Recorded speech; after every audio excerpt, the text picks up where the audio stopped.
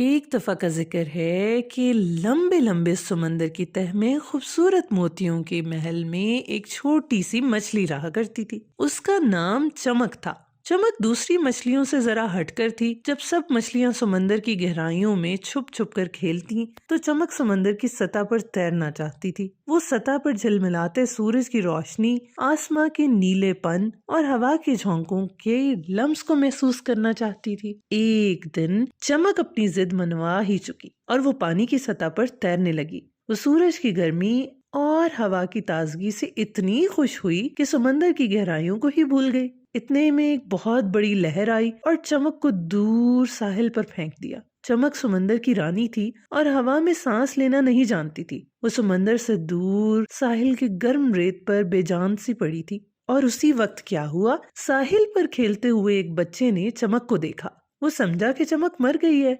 बहुत गमगीन हुआ और उसने समझदारी से पानी का एक बड़ा बर्तन लिया और उसमें चमक को रख दिया। पानी से चमक की सांस बहाल हो गई और उसने अपनी बड़ी बड़ी आंखें खोली और बच्चे को गौर से देखने लगी। बच्चा तो बहुत खुश हुआ और वो चमक को अपने घर ले गया और वो चमक को हर रोज नए नए किस्से और कहानियां और गाने सुनाता और समंदर की कहानियां बताता। चमक भी बच्चे से बहुत सी बातें करती और उसे समंदर की गहराइयों का राज बताया करती थी। वहां रहने वाली अजीबोगरीब मखलूक और जानवरों के बारे में बताया करती थी। और फिर क्या था, कुछ दिनों बाद बच्चा समंदर के किनारे गया और चमक को अपने साथ ले गया। उसने चमक को पानी में डाला। चमक बहुत खुश हुई और उसने बच्चे को अलविदा कहते हुए बहुत तेजी से समंदर की गहराइयों में तैरना शुरू किया। समंदर के बादशाह और मलका ने जब ये सुना कि चमक ने एक बच्चे से दोस्ती की है तो वो बहुत खुश हुए और उन्होंने चमक को समंदर का शहजादा बना दिया, क्योंकि उसने समंदर और जमीन के दरमियान दोस्ती का एक पुल बनाया था।